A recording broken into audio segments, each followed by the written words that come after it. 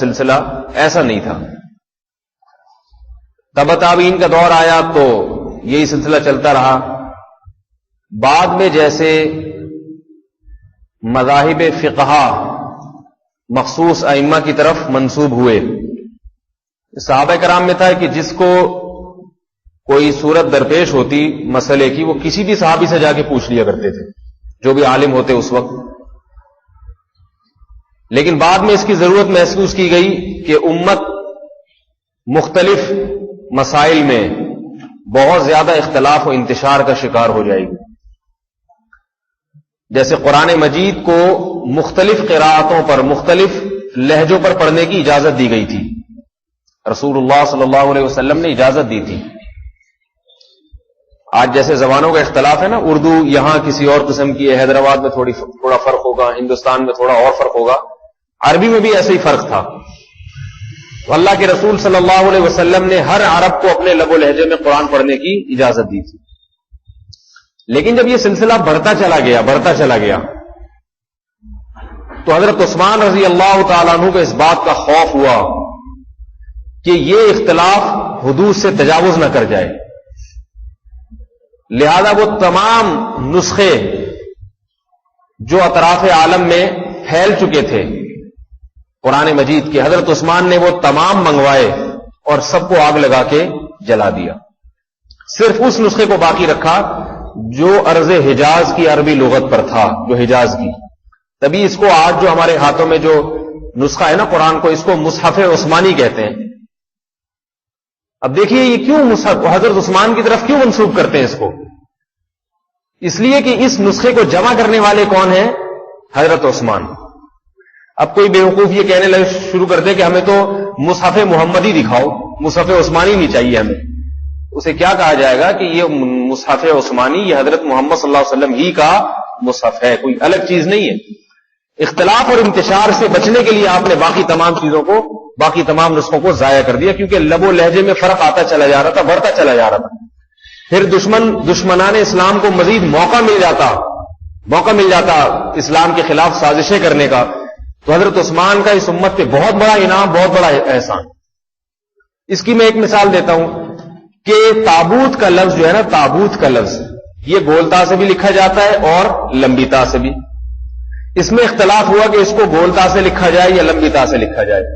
تو حضرت عثمان نے فیصلہ فرمایا کہ ارض حجاز کی لغت میں کیونکہ لمبی تا سے لکھا جاتا تھا اس لیے اس کو لمبی تا سے قرآن مجید میں لکھا گیا ہے.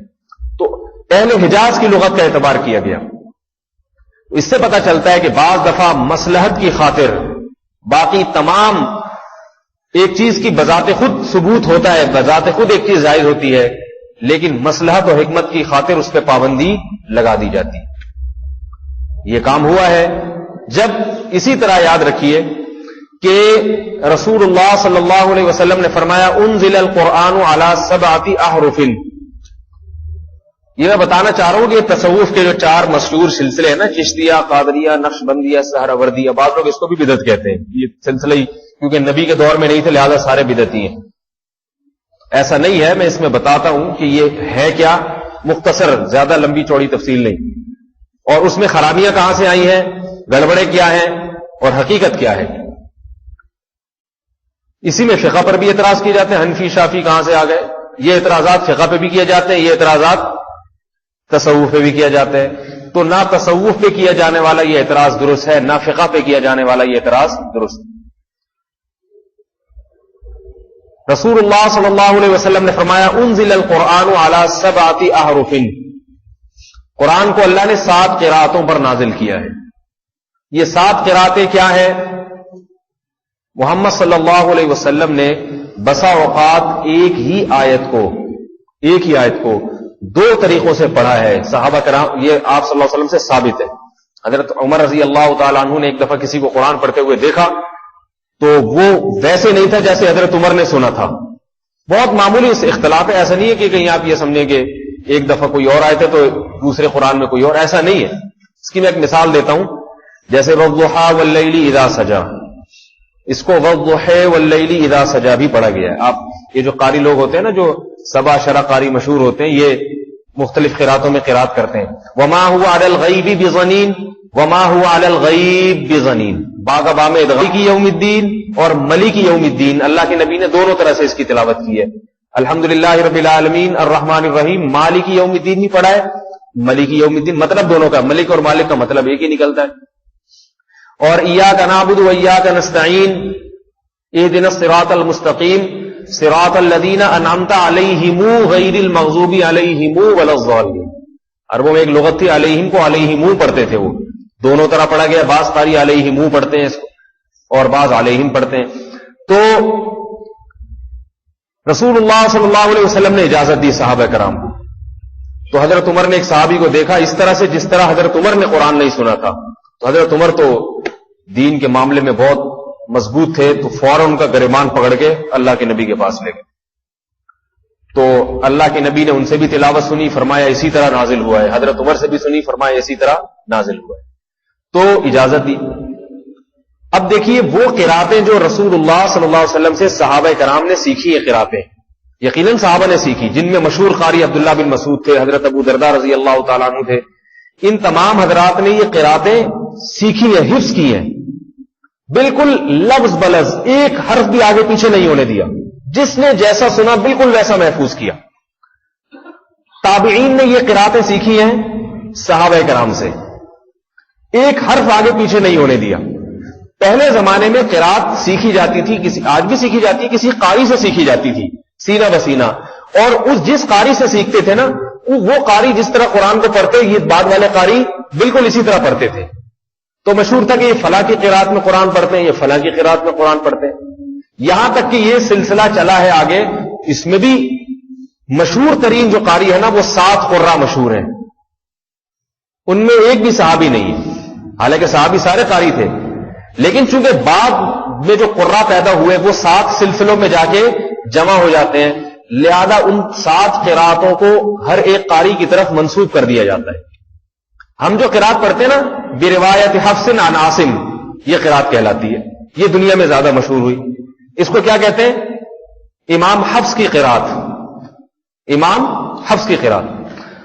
اور ایک قراءت ہے امام کسائی کی قراءت.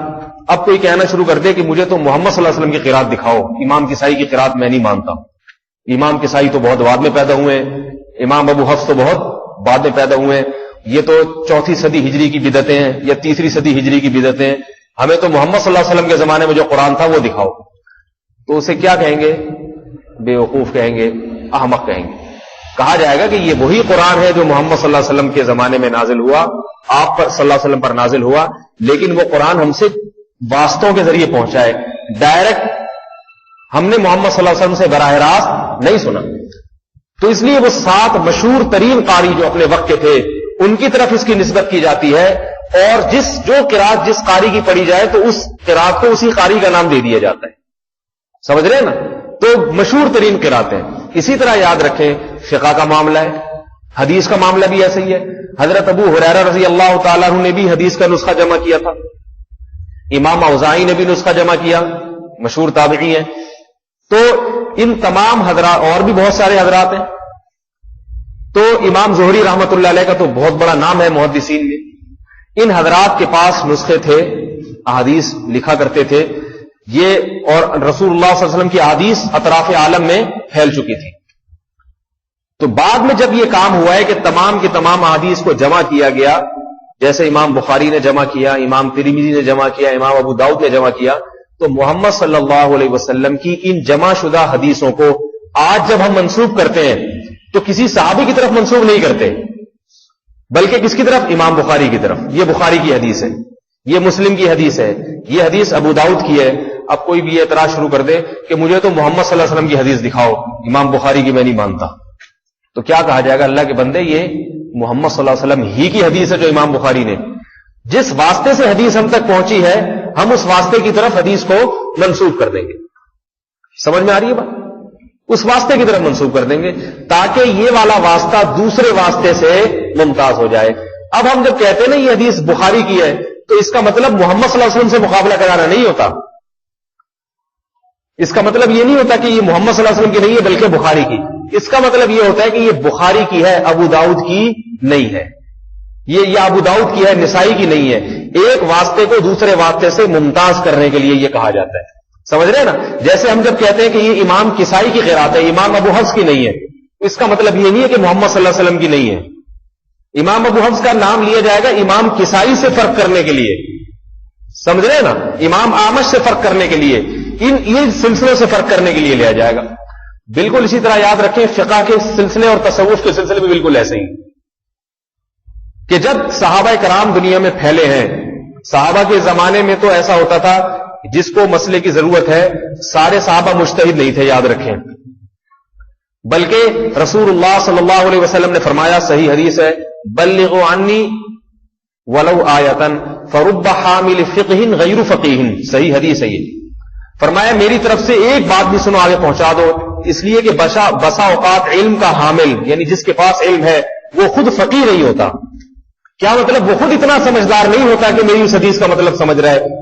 جس کو آگے پہنچائے گا وہ بسا اوقات اس کا مطلب زیادہ بہتر سمجھتا ہے، وہ فقیہ ہوتا ہے. تو پتہ یہ چلا کہ صحابہ کے زمانے میں بھی فقہا اور غیر فقہا کا فرق موجود تھا. ایک تھے حدیث کو جاننے والے اور ایک تھے حدیث کو زیادہ بہتر سمجھنے والے.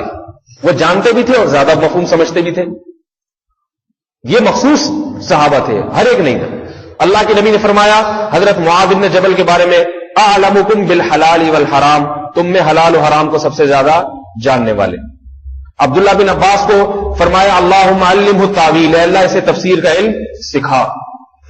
تو مختلف صحابہ ہیں جن کے علم کے معاملے میں فضائل ہیں، مختلف صحابہ کے حفظ حدیث کے معاملے میں فضائل ہیں، مختلف صحابہ کے میدان جہاد میں زیادہ کارنامے ہیں.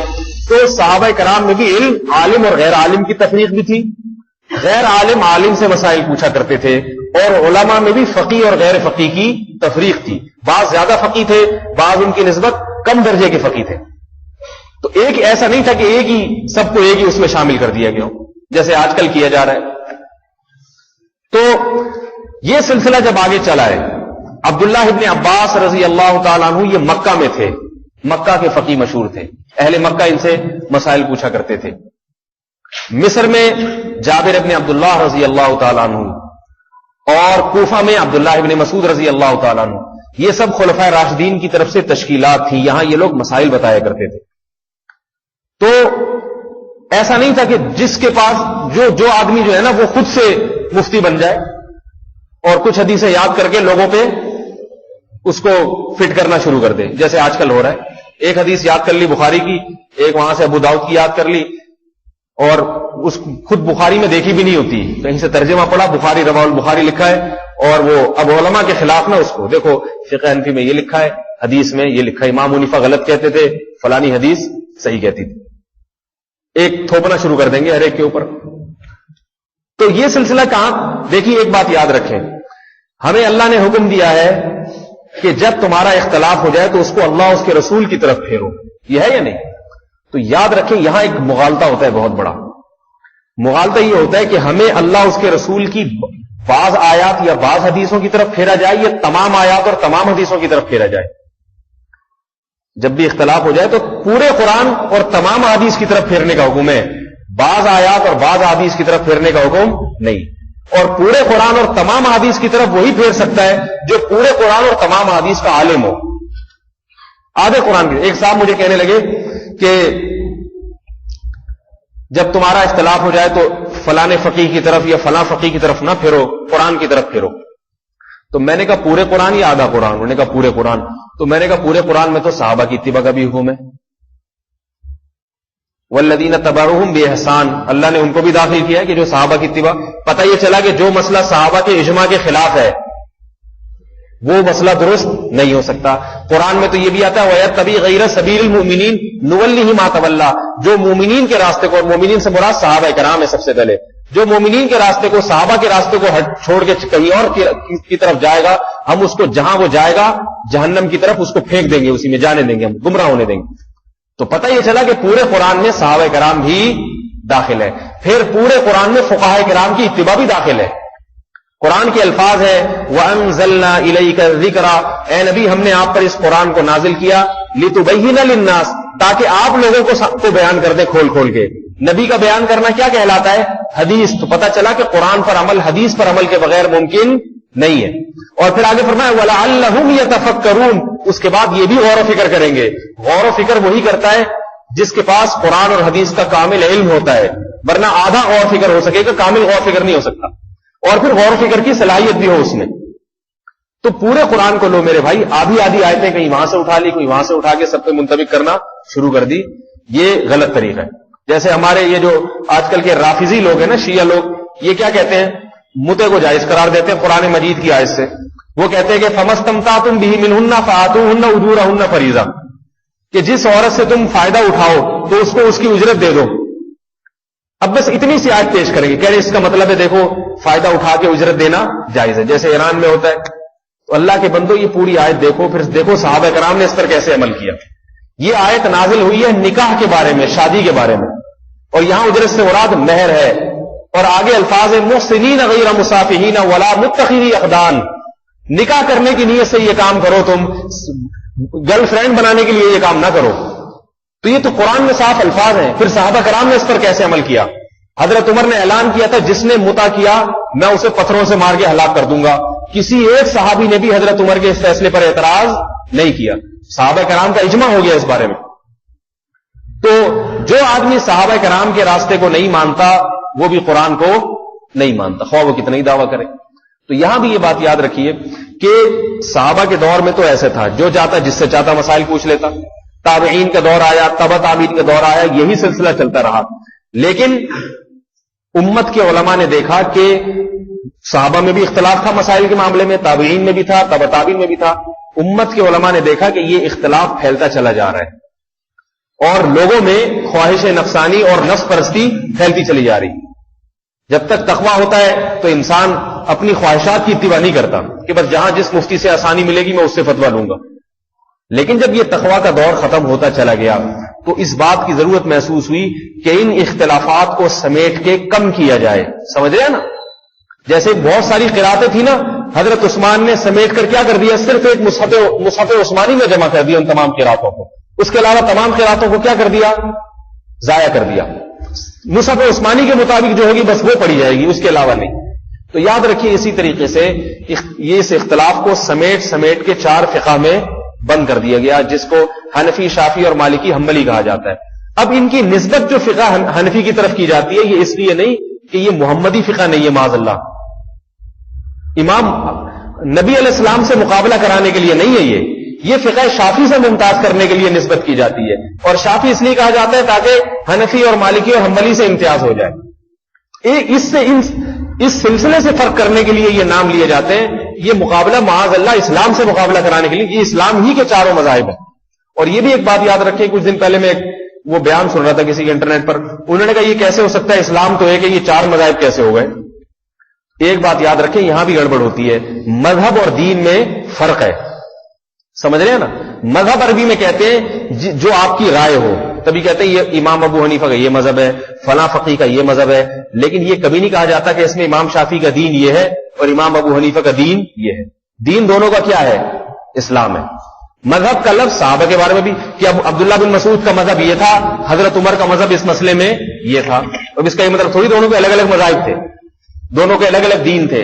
تو مذہب کا جو لفظ ہے نا، مذہب کا لفظ فقہ کی اصطلاح میں اور کتابوں کی اصطلاح میں مذہب کا لفظ رائے کے معنی میں آتا ہے. کسی 2 عالم کا اختلاف ہو جائے. اس کی میں ایک مثال دیتا ہوں. اللہ کے نبی صلی اللہ علیہ وسلم نے صحابہ کرام کو بنو قریظہ کی طرف بھیجا، مشہور حدیث ہے، کئی دفعہ سنا چکا ہوں میں. صحابہ کرام کو کہا کہ جب تک مقام پر نہ پہنچ جاؤ عصر کی نماز نہ پڑھنا. عصر کی نماز قضا ہونے لگی راستے میں. اب وقت سے صحابہ کرام کی صفوں میں اختلاف پیدا ہو گیا کہ بھئی ہم یہاں پڑھیں یا بنو قریظہ پہنچ کے پڑھیں. بعض کا خیال یہ تھا کہ بھئی اللہ کے نبی نے اجازت نہیں دی، لہذا نماز قضا ہو جائے ہونے دیں گے، جب تک مقام پہ نہ پہنچ جائے ہم نماز نہیں پڑھیں گے. سمجھ رہے نا بات؟ اور بعض کا خیال یہ تھا کہ نہیں، اللہ کے نبی نے کو عالم الغیب تھوڑی ہے، ان کو یہ تھوڑی پتا تھا کہ قضا ہو جائے گی نماز، یہ تھوڑی معلوم تھا کہ نماز قضا ہو جائے گی، لہذا ہم بہرحال نماز یہاں پڑھیں گے. دونوں میں سے کسی کا مقصد حدیث کی مخالفت نہیں تھی، لیکن حدیث کو سمجھنے میں دونوں کا اختلاف ہوا، سمجھنے میں. اور نبی علیہ السلام وہاں خود بنفس نفیس موجود نہیں تھے کہ جن سے پوچھا جاتا کہ آپ کی کیا مراد ہے. سمجھ رہے ہیں نا؟ آپ اللہ کے نبی، آپ کا مطلب کیا تھا، خود وہاں موجود تھوڑی ہے. اب رائے کے سمجھنے میں بعض نے کہا کہ یہ حدیث جس میں آتا ہے بنو قریظہ پہنچنے سے پہلے نماز نہ پڑھو، یہ حدیث اصل ہے اور اس پر عمل کیا جائے گا.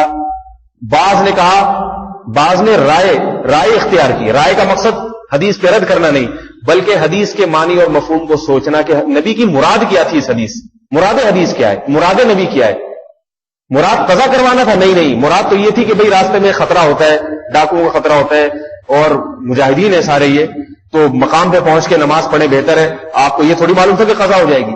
قرآن واضح لفظوں میں کہہ رہا ہے کہ درمیانی نماز حافظوا علی الصلوات والصلاۃ الوسطی، درمیانی یعنی عصر کی نماز کی حفاظت کرو. ہم عصر کیسے قضا کر سکتے؟ دونوں کی رائے میں اختلاف ہوا. تو اب ہم کیا کہیں گے کہ بعض صحابہ کا مذہب یہ تھا کہ عصر پڑھ لی جائے، بعض صحابہ کا مذہب یہ تھا کہ عصر بولو بھائی نہ پڑھی جائے. اور یہ اختلاف حلال و حرام کا ہوا ہے صحابہ کرام میں. بھی کچھ دن پہلے میں نے ویڈیو جماعت المسلمین والوں کے کوئی مولوی صاحب بیان کر رہے تھے. وہ کہہ رہے تھے یہ کیسا حنفی شافی میں حلال و حرام کا اختلاف ہو جاتا ہے، یہ تو الگ الگ مذہب ہے، یہ اسلام تھوڑی ہے.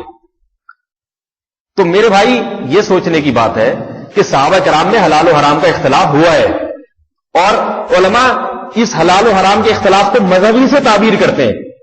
بعض صحابہ کا یہ مذہب تھا کہ پڑھی جائے، بعض صحابہ کا یہ مذہب تھا کہ نہ پڑھی جائے. یا مذہب کا یہ مطلب نہیں کہ بعض کا اسلام کچھ اور تھا، بعض کا اسلام کچھ اور تھا. دونوں کا اسلام قرآن و حدیث ہی تھا، سمجھ رہے ہیں نا. لیکن اس قرآن حدیث کو سمجھنے میں اختلاف ہو گیا. اپنی اپنی رائے پر ہر ایک نے عمل کیا.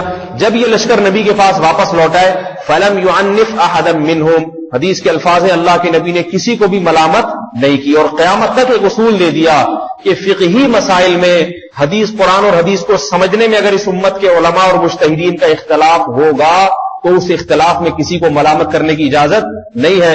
اور دو متضاد احکام پہ عمل کر کے بھی دونوں ایک ہی اسلام اور ایک ہی دین پر عمل کرنے والے کہلائیں گے. نہیں یاری میرا خیال ہے بس. اس سے پتہ چل گیا کہ امام شافعی جو کہتے ہیں نا کہ امام کے پیچھے فاتحہ پڑھنا فرض ہے، اور امام ابو حنیفہ کہتے ہیں امام کے پیچھے فاتحہ پڑھنا جائز نہیں ہے، یہ دونوں الگ الگ مذہب ہو کر بھی ایک ہی اسلام ہے، ایک ہی دین ہے. یہ مذہب الگ ہے مگر دین کیا ہے؟ یہ ایک ہے. یہ الگ الگ راستے نہیں ہے. کیوں؟ وجہ اس کی یہ ہے کہ دونوں کا مقصد قرآن اور حدیث ہی ہے. دونوں کے اصول قرآن حدیث کو فہم میں اختلاف ہوا ہے، فہم میں اختلاف. امام ابو حنیفہ نے یہاں قرآن کو اصل قرار دیا. قرآن کے الفاظ کیا ہیں؟ اذا قرئ القرآن فاستمعوا له وانصتوا، جب قرآن کی قرات کی جائے تو غور سے سنو اور خاموش رہو. ہے یا نہیں؟ تو انہوں نے کہا کہ یہ فاتحہ کو بھی شامل ہے اور فاتحہ کے علاوہ باقی صورتوں کو بھی شامل ہے. جیسے کہ وہ ان صحابہ نے کہا نا کہ حافظوا علی الصلوات والصلاۃ الوسطی، درمیانی نماز. تو انہوں نے اس قرآن کی آیت کو اصل سمجھا اور حدیث میں تعویل کر دی کہ بھئی حدیث سے مراد یہ ہے کہ بشرطے کہ یہاں پڑھنے کی نوبت بھی آئے، نماز قضا نہ ہو. اور امام شافعی رحمۃ اللہ علیہ نے کیا کہا کہ یہ آیت ان میں میرا خیال ہے یہ تعویل کی کہ یہ خطبے سے متعلق ہے، یہ نماز سے متعلق ہے، یہ فاتحہ کے علاوہ باقی صورتوں کے بارے میں ہے. اور وہ جو حدیث لا صلاۃ الا بفاتحۃ الکتاب کہ فاتحہ کے بغیر نماز نہیں ہے، اس کو عام کر دیا انہوں نے کہ وہ امام کے لیے بھی ضروری، مقتدی کے لیے بھی ضروری. تو ان میں سے کسی کا مقصد بھی قرآن حدیث کی مخالفت نہیں تھی. یہی وجہ ہے کہ صحابہ کرام میں بھی یہ مسئلہ میں اختلاف تھا. بعض کہتے تھے امام کے پیچھے فاتحہ پڑھی جائے گی اور بعض صحابہ کہتے تھے امام کے پیچھے فاتحہ نہیں پڑھی جائے گی. اسی طرح یاد رکھیں یہ رفع الیدین کا مسئلہ بہت اچھالا جاتا ہے. وہ بخاری کی حدیث دکھائی جاتی ہے نبی نے رکوع میں جاتے رفع الیدین کیا. اب بعض لوگ میرے پیچھے نماز نہیں پڑھتے، یہاں پہ میرے پیچھے کہتے ہیں یہ رفع الیدین کیے بغیر کیونکہ نماز ہوتی نہیں ہے، کیونکہ یہ سنت کے مطابق نماز نہیں، لہذا ہماری نماز ہوتی نہیں ہے. تو یہ بھی غلط ہے بھائی. اس میں بھی فقہا کا اختلاف ہوا کیونکہ دلائل دونوں طرف ہیں، اس لیے کسی ایک کو رد نہیں کیا جا سکتا، کسی ایک کو غلط نہیں کہا جا سکتا. دلائل دونوں طرف ہے. ایک طرف بخاری کی حدیث ہے یقیناً کہ نبی نے رکوع میں جاتے رفع الیدین کیا ہے، لیکن یاد رکھیں دوسری طرف ترمذی کی حدیث ہے جس میں عبداللہ بن مسعود نے فرمایا کہ میں تمہیں ایسی نماز پڑھ کے نہ بتاؤں جیسے نبی نے پڑھی، اور علامہ ناصری البانی نے اس حدیث کو صحیح قرار دیا ہے. دونوں طرف صحیح حدیثیں. اور یہ کوئی اصول نہیں ہے کہ بخاری کی حدیث کو ترمذی پر مقدم کیا جائے گا. جب دو صحیح حدیثیں آپس میں ٹکراتی ہیں تو پھر ان میں ہر مجتہد کے ترجیح کے اپنے اصول ہیں. سمجھ میں آئے گی. بخاری مسلم تو بعد میں لکھی گئی ہیں اور یہ فقہی مسائل کو حل کیا گیا ہے بخاری اور مسلم کے لکھنے سے پہلے.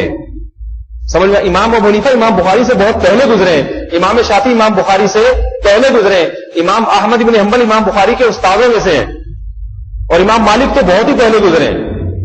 تو ان حضرات نے جو احادیث کو سامنے رکھ کر اس کے بارے میں جو رائے قائم کی ہے اس میں بہت ساری چیزوں کا ملحوظ رکھا گیا ہے. کون سی کتاب اللہ کے موافق. پھر صحابہ کے اعمال کو بھی دیکھا گیا. میں خدا نخواستہ رفع الیدین پہ رد کرنا مقصد نہیں ہے.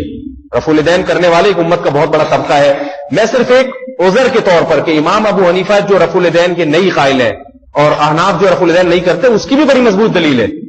فی الحال صرف ایک سمجھیے, کیونکہ یہ میرا موضوع نہیں ہے. امام ترمذی رحمۃ اللہ علیہ امام بخاری کے شاگرد ہیں. کس کے شاگرد ہیں؟ اور بڑے شاگردوں میں سے ایک شاگرد ہیں. وہ بہت ساری حدیث امام بخاری سے نقل کی انہوں نے اپنی کتاب میں. تو امام ترمذی رحمۃ اللہ علیہ نے رفع الیدین کرنے کی حدیث بھی ذکر کی اور نہ کرنے کی بھی. جب کرنے کی حدیث ذکر کی ہے نا, تو اس میں فرمایا کہ بعض اصحاب نبی کا یہی عمل ہے. کس کا؟ بعض صحابہ کا.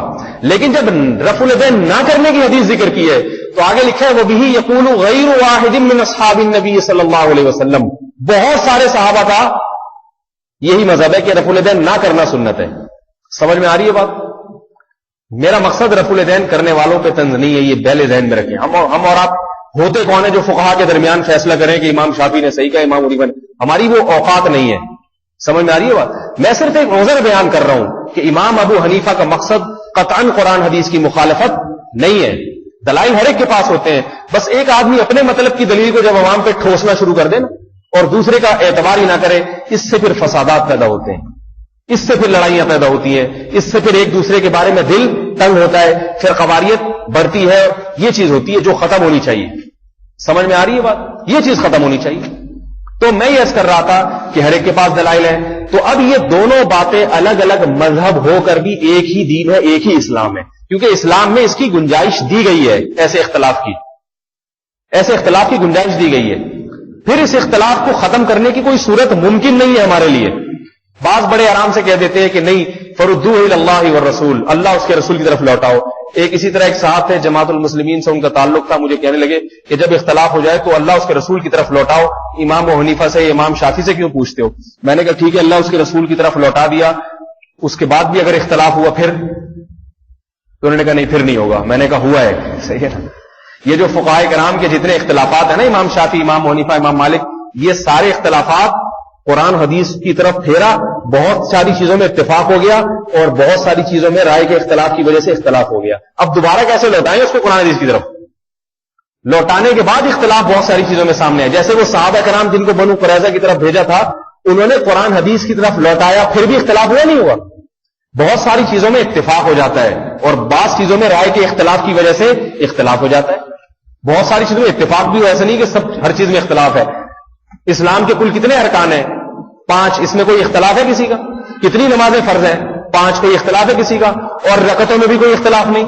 اس میں بھی کوئی اختلاف نہیں کہ سب نے سورہ فاتحہ پڑھنی بھی ہے, امام نے جب اور قرات بھی کرنی, اور منفرد نماز پڑھ رہا ہو تو سب پڑھیں گے.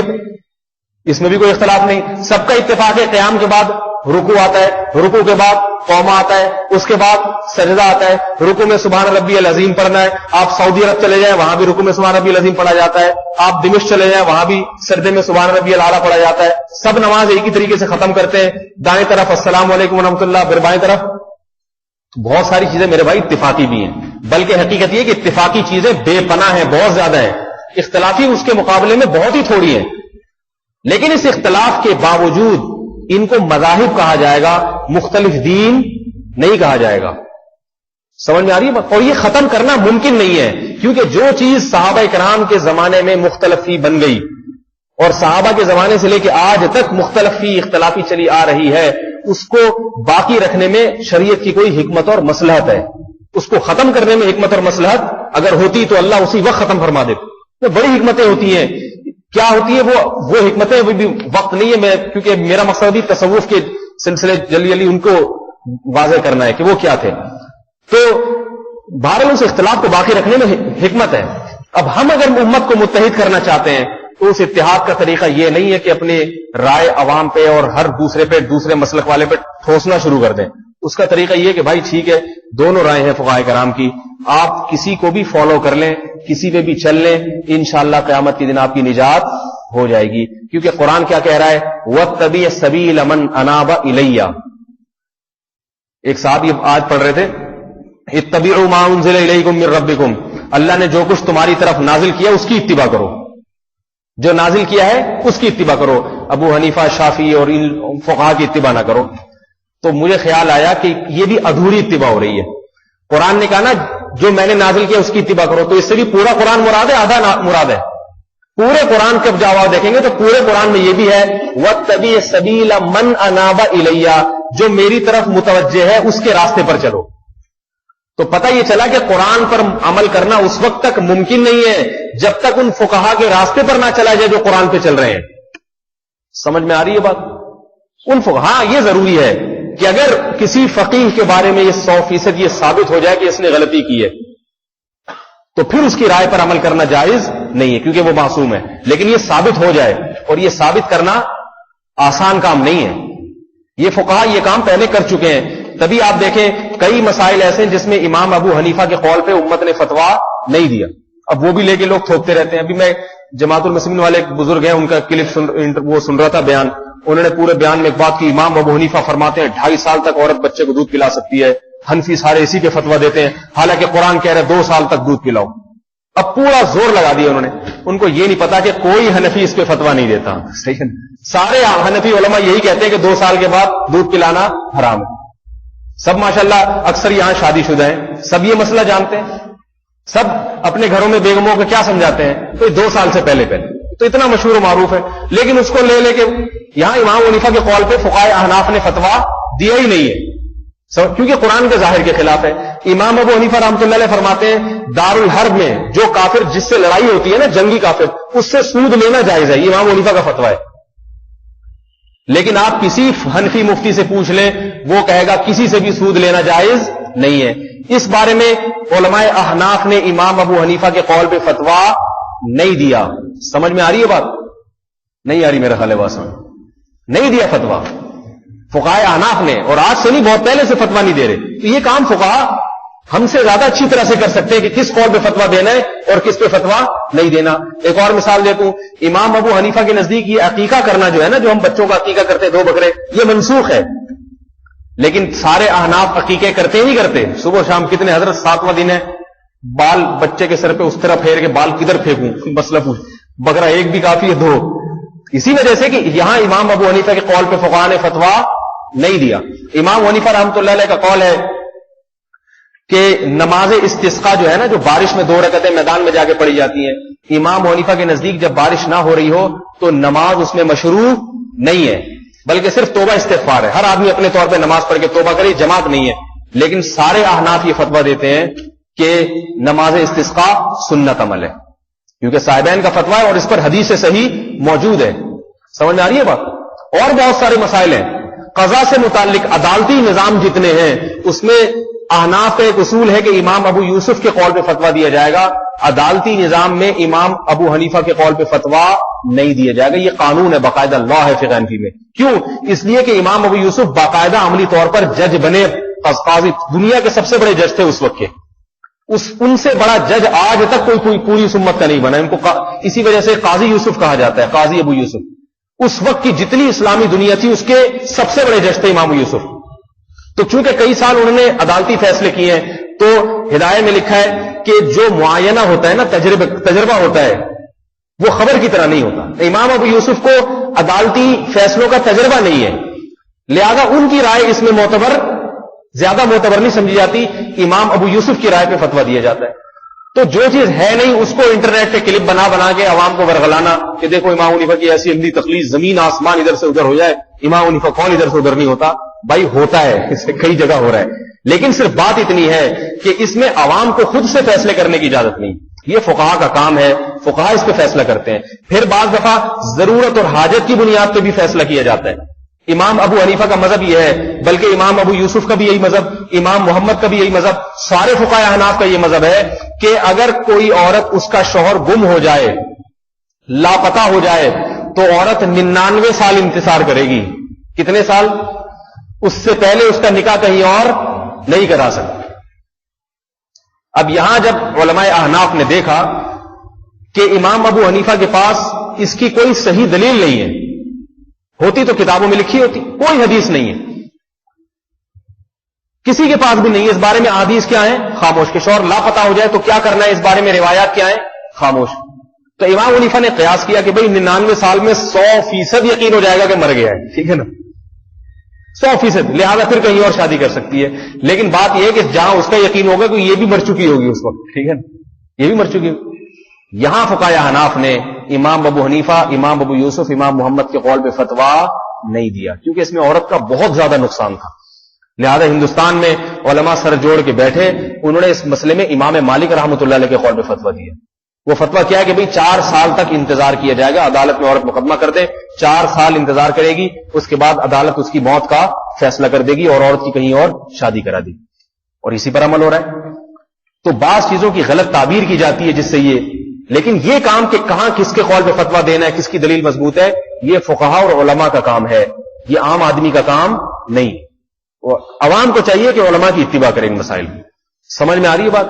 تو اسی طرح تصوف کے سلاسل ہیں کہ وہ باطنی ترقی کے لیے جو بزرگان دین مشہور ہوئے اس کام میں، ان بزرگوں کی طرف اس سلسلے کی نسبت کر دی جاتی ہے. سمجھ میں آ رہی ہے نا بات؟ اس سے وہ 4 مشہور سلسلے وجود میں آئے.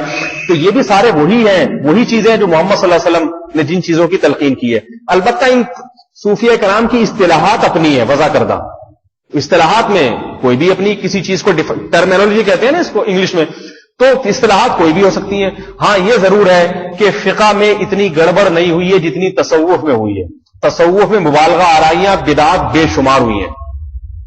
آج تصوف کے جو 4 سلسلے ہیں نا، ان میں سارے نہیں، اکثر بدعتی ہیں.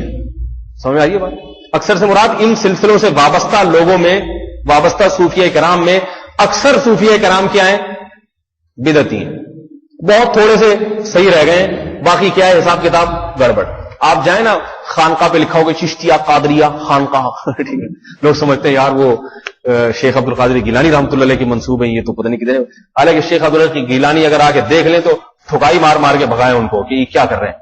تو تصوف کی حقیقت کیا ہے؟ باطن کی اصلاح کی جائے، باطن کی اصلاح، اور اس کے لیے کسی بزرگ سے تعلق قائم کیا جائے جس کا اللہ سے گہرا تعلق. بس یہ ہے، یہ سلسلہ ہمیشہ سے چلتا ہے. امام ابن تیمیہ رحمۃ اللہ نے اس کی جو ہے نا تاکید کی ہے، بعد میں فقہا کرتے چلے آئے ہیں. یہ والا تصوف جو بدعات و خرافات سے پاک اور صاف ہو، یہ تصوف تو جائز ہے. باقی جو تصوف عام طور پہ معاشرے میں رائج ہے، اس کی کوئی حقیقت نہیں ہے شریعت. اس میں مبالغہ آرائیاں ہیں، شرکیہ باتیں ہیں.